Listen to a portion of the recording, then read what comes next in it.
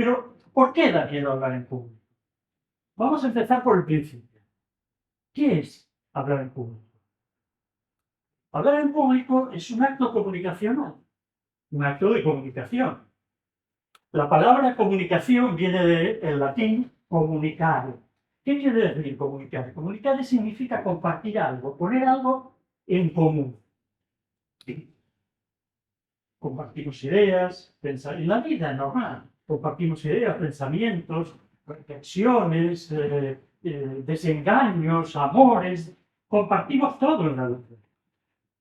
Y un acto comunicacional puede ser, normalmente es consciente, pero también puede ser un acto comunicacional inconscientemente. El acto consciente o inconsciente de interrelacionarnos con otro u otras personas. Eso es hablar en público. Un acto de comunicación, no es otra cosa. Y todos nos comunicamos. En la vida nos comunicamos todos. Es decir, yo ahora me estoy comunicando con vosotros, porque os estoy dando una charla, pero luego saldremos al bar, o con tu pareja, o con tu jefe. Con todo el mundo estamos, si hacemos un repaso desde que nos levantamos hasta que nos acostamos, cualquier día de nuestra vida, veremos que uno tras otro estamos haciendo actos de comunicación. No hacemos otra cosa en la vida, salvo, evidentemente, que durmamos, que estemos durmiendo, que comamos solos, si no, tampoco, que nos duchemos solos, si no, tampoco, etcétera, etcétera. Todo es comunicar y todos estamos comunicando. Por lo tanto, hay varios tipos de comunicación. Hay varios tipos de comunicación. Básicamente tres tipos, que se diferencian por la direccionalidad de la comunicación y los participantes en el acto de comunicación. El acto de comunicación unidireccional es el que va en un solo sentido. Normalmente está representado como mínimo por un emisor y un receptor. Es pasivo, evidentemente. Puede ser la radio, el vídeo, la televisión, el podcast, una grabación, un streaming. Son actos unidireccionales. Luego está el bidireccional.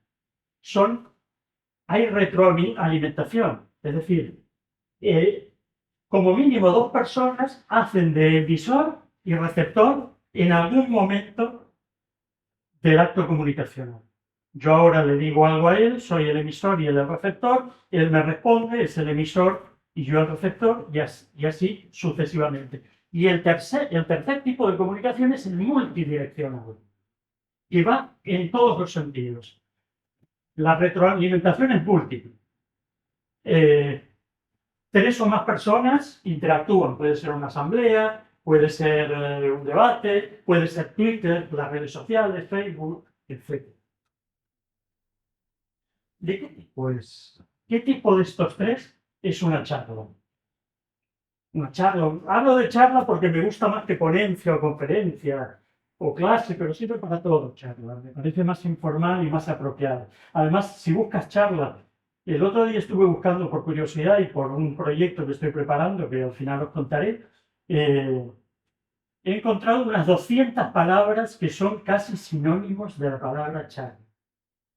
Si hay tantas palabras para nombrar eso, debe ser algo importante. Pensé, seguro. Ya volveremos sobre eso. En las charlas, conferencias, clases, la línea es un poco difusa, porque hay unidireccionalidad, es decir, yo ahora estoy hablando y vosotros me estáis escuchando. Hay una sola dirección, vosotros sois los receptores. Pero también en un momento determinado será bidireccional. Vosotros me preguntaréis al final de la charla y yo os responderé. Tendremos una relación bidireccional con algunos de vosotros o ojalá con todos. Y también es multidireccional. ¿Por qué multidireccional? Porque la comunicación no es solo palabras. Yo veo las miradas, veo los asentimientos, veo las reacciones, las sonrisas, la forma de pararse, de cruzar la pierna. Es decir, como emisor de un acto comunicacional, tengo que estar pendiente de vosotros.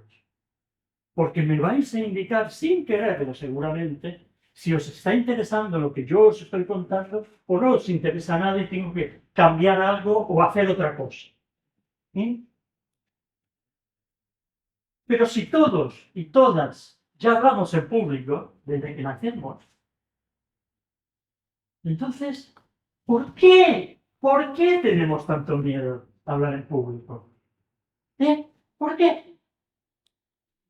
Sentimos miedo, sentimos tensión, sentimos timidez, sentimos angustia. Y es normal, es absolutamente normal sentir eso. Es, yo diría, natural. Es natural, pero también es estimulante. Es transitorio, no dura siempre. Es necesario. Gracias. Y, sobre todo, es totalmente individual. No en todos es exactamente igual. Esa paralización, ese miedo. No en todos es igual.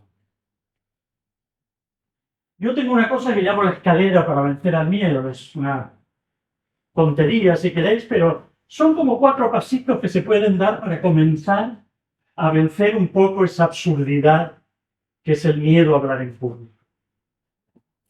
Ya hablábamos antes de que tenemos miedo a hablar en público, pero hablamos en público constantemente. Entonces, primero de todo, es irracional. Es absolutamente irracional el miedo a hablar en público. Hay catalogados por los científicos y médicos aproximadamente 200 fobias. La aracnofobia, la agorafobia, etcétera, etcétera. Unas 200 fobias. De esas 200 fobias, las 2 principales son el miedo a volar, el subirse a un avión, y el miedo a hablar en público. Sí. Hace unos años hubo una encuesta muy importante, hecha por científicos, miedo a volar, pero hay una cosa muy curiosa. El miedo a volar lo tiene, de los encuestados evidentemente, pero era una proyección bastante realista, el 40% de la gente. Y el miedo a hablar en público, el 90% de la gente tiene miedo a hablar en público. 4 de cada 10 miedo a volar y 9 de cada 10 miedo a hablar en público. Es absurdo, es irracional, ¿no? Es absolutamente irracional que tenga menos miedo la gente a volar en una lata a 10.000 metros de altura, sabiendo que afuera no hay atmósfera respirable, a subirse a 1 metro de altura a un escenario frente a unos señores y señoras que lo miran y lo escuchan. Es irracional. Primera peldaño de la escalera. Segundo peldaño, planificar. Nadie planifica su fracaso. Se fracasa porque no se planifica. Esa es una de las máximas fundamentales que aprendí de un argentino, por cierto, charlista, del TED de Buenos Aires. Nadie planifica su fracaso, se fracasa por no planificar. Tenemos que planificar. Y dentro de la planificación tenemos que establecer rutinas. Hoy en día está muy denostado la palabra rutina. Hoy en día, donde los móviles son los que mandan, la noticia que olvido a los 2 minutos, el Instagram que veo rápido y al cabo de 5 minutos no me acuerdo de nada de lo que he estado mirando durante 2 horas antes, está muy denostada la palabra rutina. ¿Pero qué es la rutina? La rutina es establecer una ruta, no es otra cosa. Establecer una ruta para ir a un sitio. Eso es la rutina. La rutina es trazar una ruta y transitar por ella. No es otra cosa. Y cuarta pata, el método.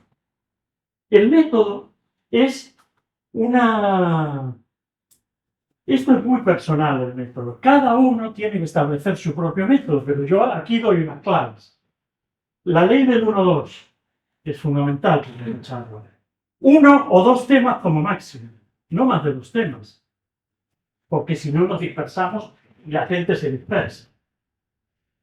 La charla tiene que tener, evidentemente esto es para romperlo, cuando lo controlas es para romperlo. Igual que los pintores, cuando saben pintar, luego rompen con el realismo y pintan otras cosas. Un principio y un final. Todo tiene que tener un principio y un final. Y tiene que haber una conclusión al final de la charla. Una conclusión que, si podemos abreviarla en un verbo, mejor.